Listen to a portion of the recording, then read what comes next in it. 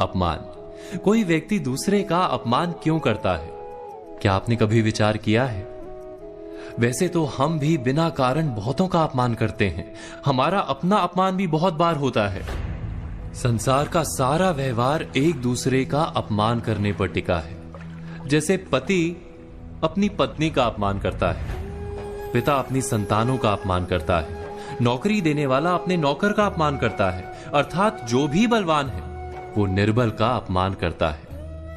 यदि हम शक्तिमान हैं तो अपमान के बदले में लड़ाई करते हैं, और यदि लड़ने की शक्ति नहीं होती तो हम अपमान सह लेते हैं, स्वयं को निर्बल और असहाय मान लेते हैं। हमें छोटे होने का एहसास होता है। ऐसा प्रतीत होता है जैसे हमारी आत्मा कुचली गई हो।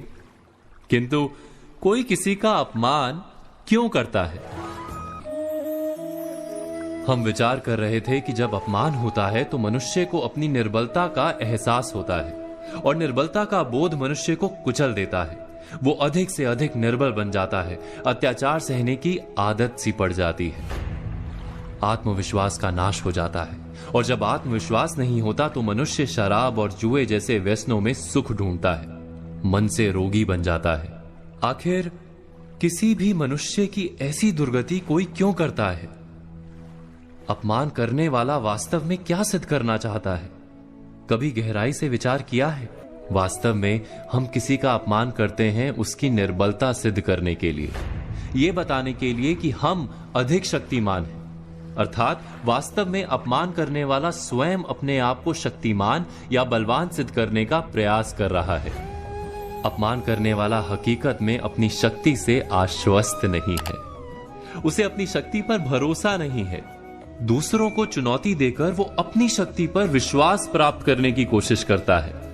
क्या ये सच नहीं कि जब हम किसी का अपमान करते हैं तो वास्तव में इतना ही प्रकट करते हैं कि हमें अपने बल पर भरोसा नहीं?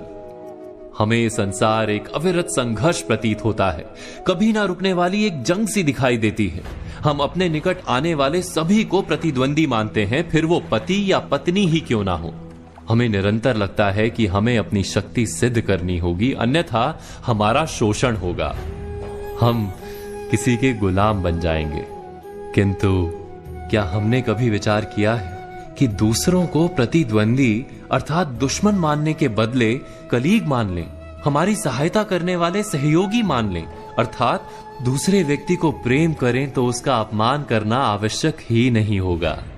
किंतु प्रेम करने के लिए आत्मविश्वास आवश्यक है।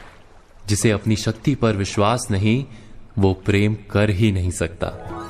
अर्थात जिसका हृदय आत्मविश्वास से भरा होता है, ना वो अपमान करता है, ना अपमान को स्वीकार करता है।